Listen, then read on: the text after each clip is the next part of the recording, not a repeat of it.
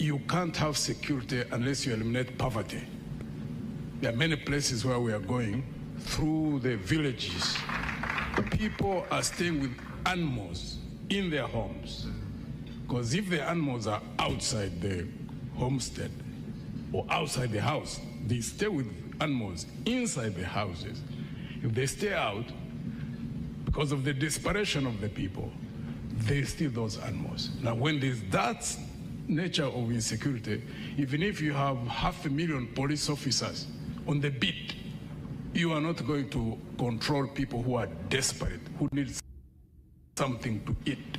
And therefore, the only way you can tackle that form of insecurity is to invest in the lifting of people from the levels of poverty where they are and ensure that they have got the means to cater for themselves and their families. 2, issues of justice. I hear those in the regime normally talking about peace, talking about stability.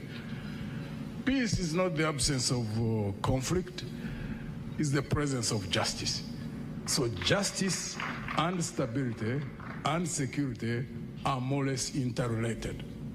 Now, if you use the army, police services, and intelligence services in a state where there is no justice, yes, you can clamp down on people, but know that you are creating conditions for an ultimate situation where there will be an explosion. Basically, it will be sitting on a time bomb. And we have seen countries which have effectively done that, clamp down on people because of the police and intelligence services maintaining control over the grievances of people. But normally it's an explosion. That's not a direction we should be moving towards.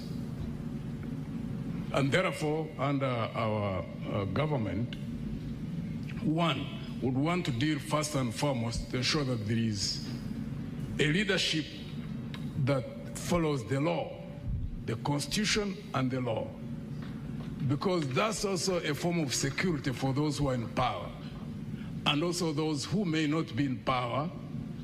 But once there's that realization in those who are in power that you must operate under the law, then it secures you in the sense that you don't even fear to leave power. Because when you leave power, when you have been operating under the law, you know that you are in the clear.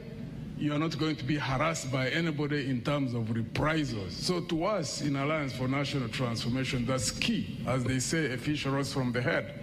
You must have a head up there that is able to understand the dynamics of governance, the dynamics of security, the dynamics of creating an environment in which the best Ugandans who are in those forces, like in the army, there are many Ugandans out there really who do the best that they can, but because of wrong political orders, they are exposed to doing wrong. It's unfortunate, it is sad, but I would like to believe that we are almost seeing the tail end of that kind of situation in our country. Okay, they always say the fish rots from the head. Yeah. Let's borrow an example from our neighbors in Kenya. In 2010, they decided to change their constitution. One of the things that they were trying to remedy was the reduced presidential powers and also introducing stronger checks and balances towards governance and democracy. If we were to elect you as president on the 15th of January, how would you treat the current standing constitution as it is and the powers that it gives you as president on the day that you are inaugurated? One of the things that we want to ensure that is processed and reestablished within the Constitution is the question of term limits. However, constitutions alone are not the issue, because we have had many countries where there have been the best constitutions, but they're always overridden. Why? Because of the culture. That's why we keep concentrating on ensuring that we get the men and women who not only talk about these issues of governance that we talk about. The Americans say talk is cheap. Any of us can say about the things that we say. Culture, to change culture, you must get people who are in leadership who are acting out of conviction.